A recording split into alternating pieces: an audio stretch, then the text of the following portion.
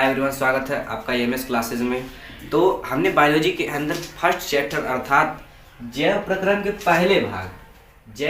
पहले भाग न्यूट्रिशन का जो चैप्टर था वो समाप्त कर लिया। अब हम लोग जैव प्रकरण का जो सेकंड भाग है, ये जैव प्रकरण का सेकंड भाग जो श्वसन का है, उसके बारे में आज हम लोग पढ़ेंगे। श्वसन क्या होता है, इसमें कितने भाग हैं, कैसे कैसे हमको इस चैप्टर को डिफाइन करना है। तो यदि हम बात करें श्वसन की, पहले हम लोग समझते थे श्वसन जो हम लोग सांस लेते हैं वही श्वसन है, लेकिन अब हम लोग इस जो चैप्टर है इस चैप्टर के बारे में पढ़ेंगे। श्वसन वह होता है भोजन से ऊर्जा निर्मुक्त कराने की प्रक्रिया। भोजन से ऊर्जा निर्मुक्त कराने की प्रक्रिया ही श्वसन कहलाती है।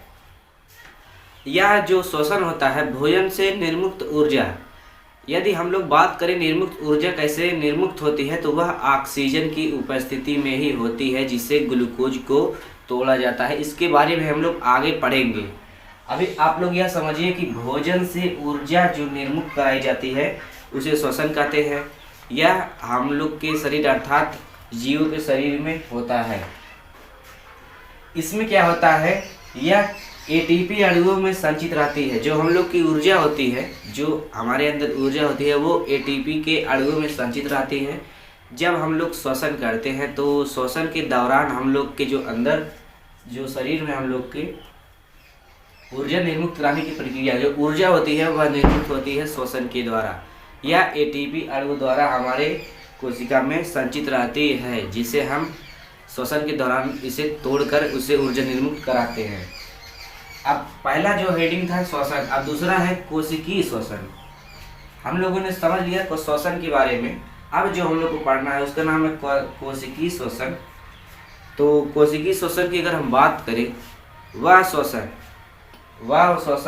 जब ऊर्जा कोशिका के अंदर निर्मुक्त होती है उसे कोशिकीय श्वसन कहते हैं। इसमें जो ऊर्जा होती है, ऊर्जा कोशिका के अंदर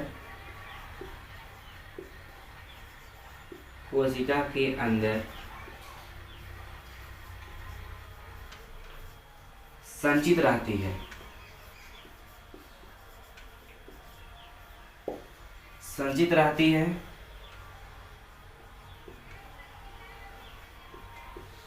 कोशिका के अंदर संचित रहती है। श्वसन के दौरान इससे ऊर्जा निर्मुक्त होती है, इसे हम कोशिकीय श्वसन कहते हैं।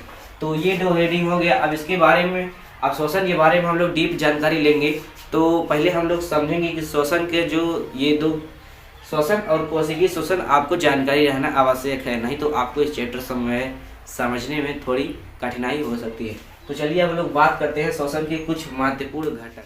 तो हमने दो प्रकार के चीज़ों को बात कर लिया था श्वसन में। जो तीसरा हेडिंग है श्वसन की क्रिया। दोस्तों हम लिख कर इस जो मटेरियल है इसे लिख कर इसलिए ला रहे हैं क्योंकि हम लोग को जो चैप्टर है वो बहुत जल्दी से कवर करना है, क्योंकि समय कम है। हम लोग अगस्त से इसकी शुरुआत करें, लगभग सितंबर से बायोलॉजी का जो सब्जेक्ट है उसकी शुरुआत किए थे।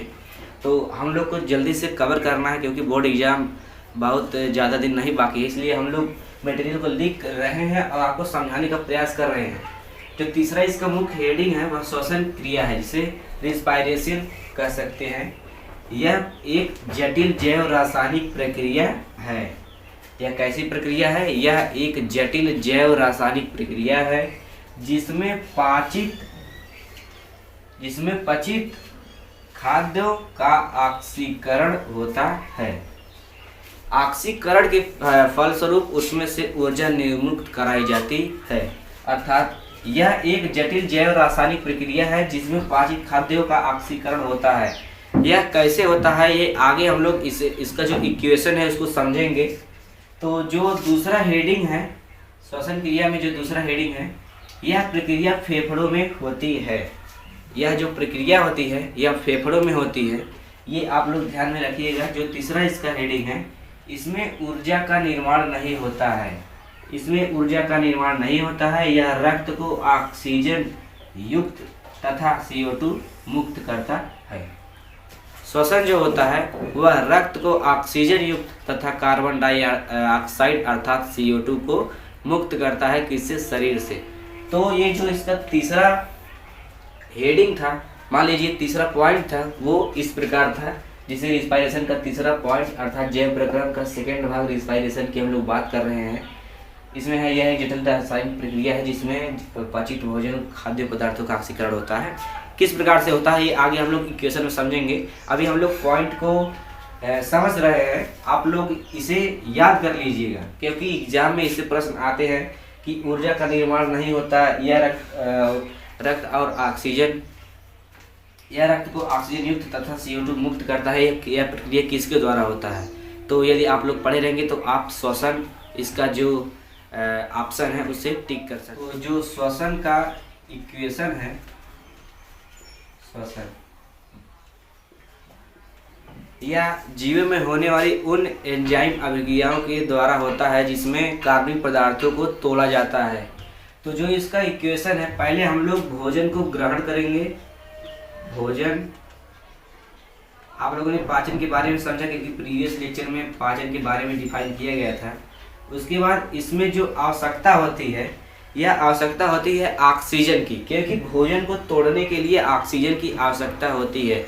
हमने पहले बात की है श्वसन के बारे में जिसमें ऑक्सीजन के द्वारा भोज्य पदार्थों से ऊर्जा निर्मुक्त कराने की प्रक्रिया श्वसन कहलाती है। तो भोजन को हमने ग्रहण करने के बाद इससे ऊर्जा प्राप्त करने के लिए ऑक्सीजन की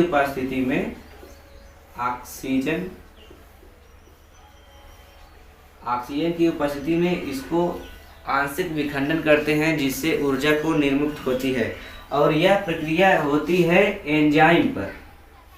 विशेष प्रकार के एंजाइम पाए जाते हैं जो भोजन से ऊर्जा निर्मुक्त कराने की प्रक्रिया में भाग लेते हैं। और जो इसका टेम्परेचर होता है यह लगभग 30 डिग्री सेल्सियस से 45 डिग्री सेल्सियस तक, 45 डिग्री सेल्सियस, यह लगभग 30 या आप इसे 25 भी कर सकते हैं। यह माना गया है, ये निश्चित नहीं रहता, बदलता रहता है। उसके बाद यहाँ पर जो निर्मुक्त होती है कार्बन डाइऑक्साइड, जो हम लोग शरीर से बाहर छोड़ देते हैं, कार्बन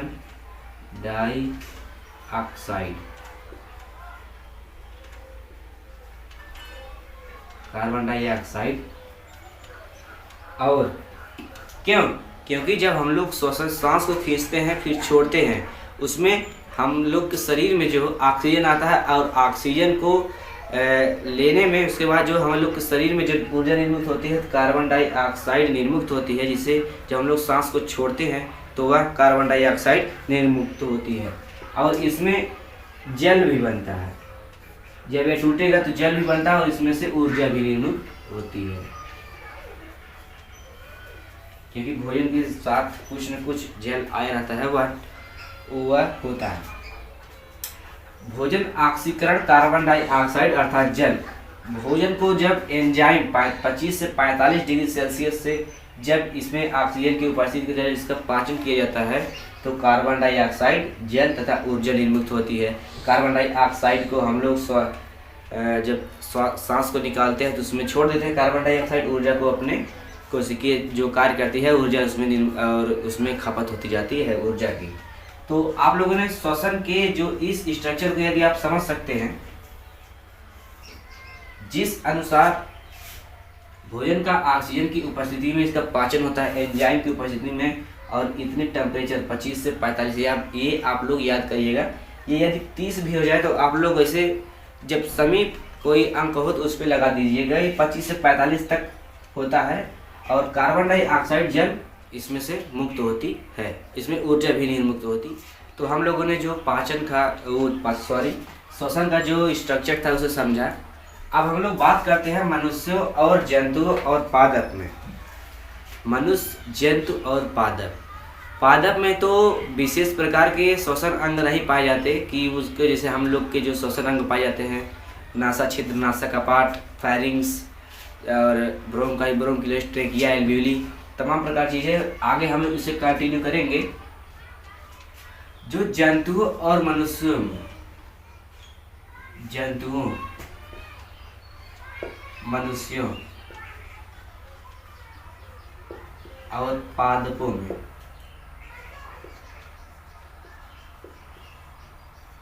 प्लांट्स, मैमल्स और जंतु एनिमल। जंतुओं और मनुष्यों में जो श्वसन की प्रक्रिया होती है इनमें तो लगभग सेम ही होती है। इसमें जो श्वसन अंग पाए जाते हैं, श्वसन अंग पाए जाते हैं और जो पादप में इन्हें विशेष प्रकार के श्वसन अंग नहीं पाए जाते हैं। श्वसन अंग नहीं पाए जाते हैं। ये अंतर भी है। जंतुओं और मनुष्यों में श्वसन अंग पाए जाते हैं, पादपों में श्वसन अंग नहीं पाए जाते हैं। अर्थात ये रंध्रों के द्वारा ऑक्सीजन को ग्रहण करते हैं और कोशिका में इसका पाचन होता है, जिससे इसमें ऊर्जा, यह रंध्रों के द्वारा ऑक्सीजन को ग्रहण करते हैं। रंध्रों के द्वारा ऑक्सीजन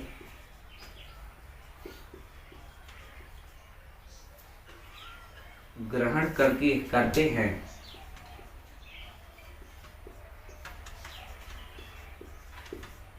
ये ऑक्सीजन के द्वारा श्वसन को ग्रहण करते हैं और उसमें श्वसन के दौरान इसकी कोशिका में जो पाचन होता है, जिससे उसमें ऊर्जा निर्मित होती है।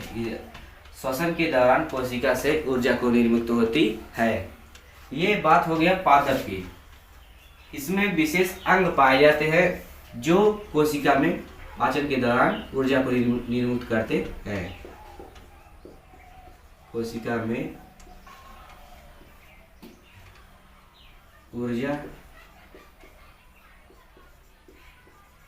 निर्मुक्त कराते हैं। क्यों? क्योंकि इसमें श्वसन अंग पाए जाते हैं और इसमें श्वसन अंग नहीं पाए जाते हैं। और इसमें एक विशेषता और है, इसमें ग्लूकोज के एक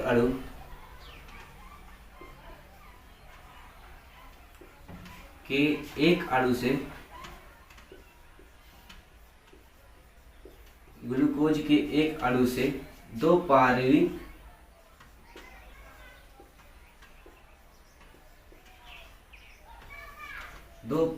अणु का निर्माण होता है। अणु का निर्माण होता है।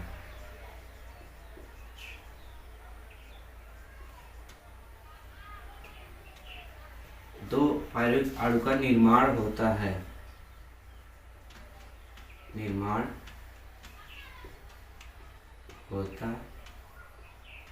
है। श्वसन मनुष्यों और जंतुओं में श्वसन अंग पाए जाते हैं, कोशिका में ऊर्जा निर्मुक्त कराते हैं। ग्लूकोज के एक अणु से दो पायरुविक अणु का निर्माण होता है। यह प्रक्रिया ग्लाइकोलाइसिस कहलाती है। ग्लाइकोलाइसिस। और यह जो प्रक्रिया होती है वह माइटोकॉन्ड्रिया में होती है। यह प्रक्रिया यहाँ लिख दिया जाएगा, माइटोकॉन्ड्रिया में होती है।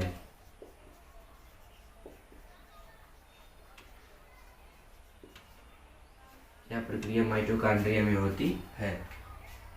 आप लोगों ने समझ लिया कि श्वसन, जंतुओं और मनुष्यों में श्वसन अंग पाए जाते हैं, कोशिका में ऊर्जा निर्मित कराते हैं। ग्लूकोज के एक अणु से दो पायरुविक अणु का निर्माण होता है और यह प्रक्रिया ग्लाइकोलाइसिस कहलाती है, जो माइटोकॉन्ड्रिया के अंदर होती है। पादपों में श्वसन अंग नहीं पाए जाते हैं। जो पादप होते हैं इसमें श्वसन अंग नहीं पाए जाते हैं। रंध्रों के द्वारा ऑक्सीजन ग्रहण करते हैं, जिससे इनके कोशिका में श्वसन, जो ऑक्सीजन जाने के बाद इससे कोशिका से ऊर्जा निर्मित कराते हैं। तो पायरुविक अणु या इसे अम्ल भी कह सकते हैं। और पायरुविक अम्लों के टूटने से हम लोग को जो मिलते हैं कार्बन डाइऑक्साइड,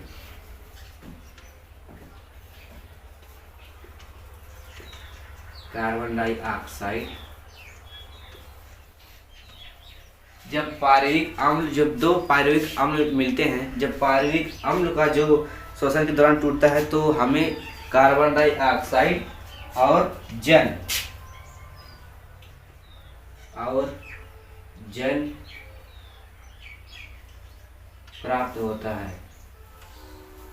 प्राप्त होता है।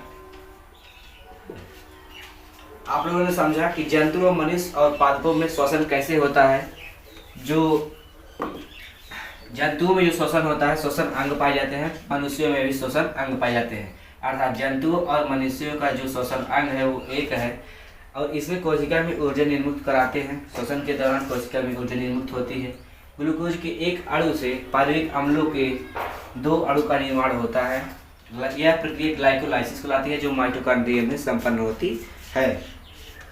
और पादपों में श्वसन अंग नहीं पाए जाते हैं और यह रंध्रों के द्वारा ऑक्सीजन ग्रहण करते हैं और कार्बन डाइऑक्साइड और जल कब प्राप्त होता है, जब 2 पायरुविक अम्लों का यहाँ लिख रहे हैं, जब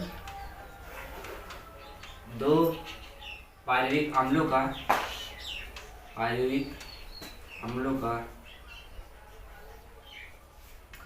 विखंडन होता है,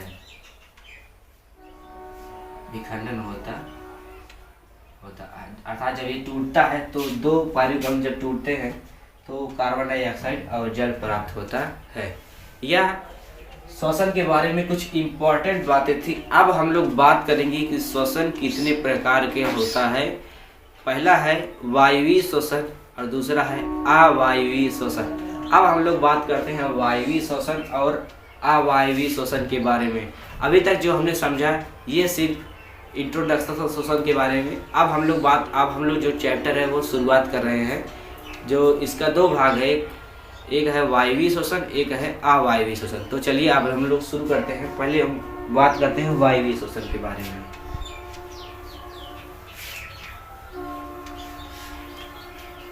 आप लोग इसे रिवाइज करते रहिएगा और हो सकता है मैराथन क्लास में ये सब पॉइंट एक बार रिवाइज हो। अगर हम लोग मैराथन क्लास लेंगे तो आप लोग जुड़ते रहिएगा इस, और कम्युनिटी पोस्ट पे आप लोग जाते रहिएगा, देखते रहिएगा, वहाँ इंफॉर्मेशन का अपडेट दिया जाता है। यदि कोई अपडेट रहता है तो वहाँ कम्युनिटी पोस्ट कर दिया जाता है। जो श्वसन की प्रकार, पहले हम लोग प्रकार की बात करेंगे। श्वसन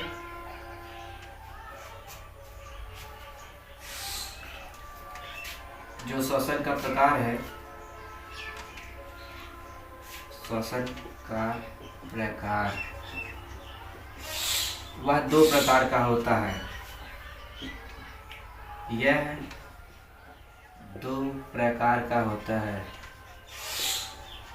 प्रकार का होता है। जो पहला है वायवीय श्वसन, वायवीय श्वसन, और दूसरा होता है अवायवीय श्वसन, अवायवीय श्वसन। आप लोग ये देखिए जो श्वसन का प्रकार, यह 2 प्रकार का होता है, एक वायवीय श्वसन, एक अवायवीय श्वसन। इसे जो कहते हैं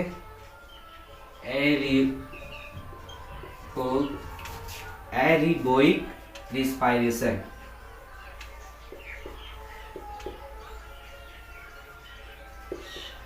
वायवीय श्वसन और अवायवीय श्वसन, इसे कहते हैं अंग्रेजी में एरियोबिक रिस्पायरेशन।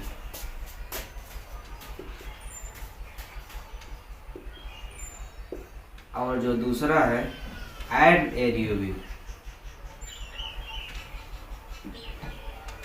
Anaerobic respiration.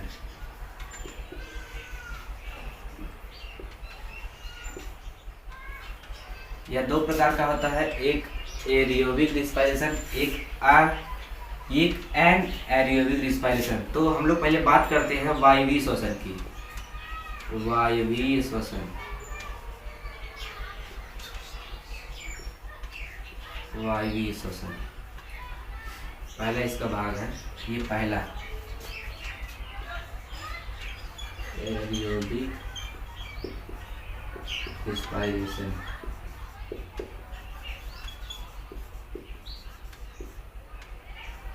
इसमें जो होता है, जो दो पायरुविक अम्ल होते हैं, जो वह माइटोकॉन्ड्रिया में चला जाता है और उसका पाचन होता है, जिससे 3 कार्बन वाले अणु का निर्माण होता है।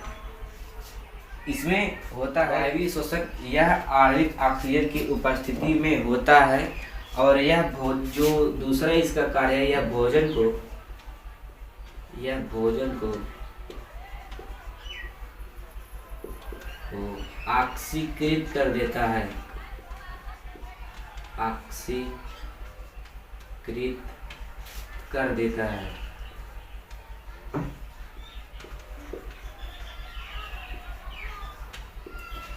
और इसमें जो है ग्लूकोज के एक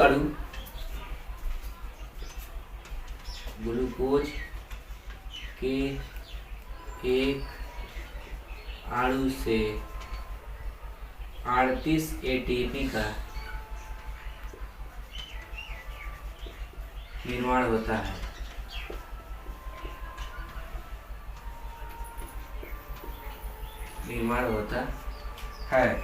जो तीसरा इसका भाग है। और जो चौथा है, इसमें क्या नंबर है, तो वायवीय श्वसन में आपने समझा ये कोशिका द्रव्य में होता है और यह आणविक ऑक्सीजन की उपस्थिति में होता है। यह भोजन को ऑक्सीकृत कर देता है। जो इसका तीसरा भाग है, इसमें ग्लूकोज के एक अणु से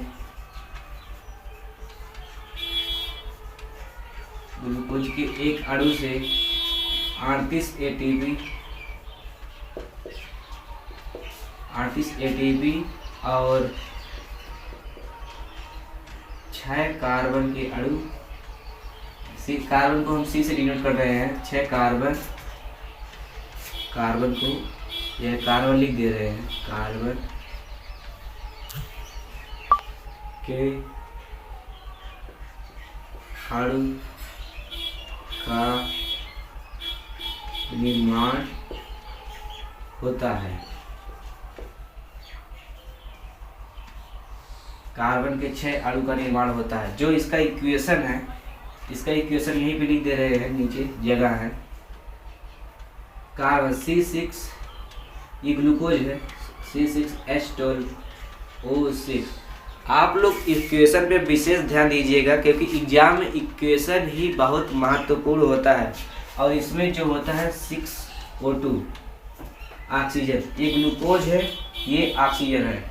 इसमें एंजाइम की उपस्थिति में, एंजाइम, और ये लगभग 25 से 45 डिग्री सेल्सियस पर, 25 से 45 डिग्री सेल्सियस पर आप लोग को ये इक्वेशन जो है, ये यदि आप लिख देते हैं वायवीय श्वसन में, यदि आप ये इक्वेशन लिख देते हैं तो आपको पूरे नंबर मिल जाएंगे। इसमें जो है 6CO2 बनेंगे और यहाँ पे 12H2 रहेगा, सॉरी 2H2 लिख दी, और यहाँ पे 6H2। इतना ही इसमें प्रोसेस होता है। ये ग्लूकोज है, ऑक्सीजन की उपस्थिति में एंजाइम के द्वारा 25 से 45 डिग्री सेल्सियस पर ये 6 कार्बन डाइऑक्साइड के अणु और 6 जल के अणु में टूट जाते हैं। यह प्रक्रिया वायवीय श्वसन के अंतर्गत होता है। आई होप दोस्तों आपको वायवीय श्वसन में कोई दिक्कत नहीं होगी समझने में। यदि कोई दिक्कत होगी तो आप बताइएगा। तो मिलते हैं नेक्स्ट वीडियो में। अगले जो भाग है वायवीय श्वसन अर्थात एनाएरोबिक रिस्पायरेशन के साथ, तो मिलते हैं वायवीय श्वसन के साथ। तब तक लिए जय हिंद, जय भारत।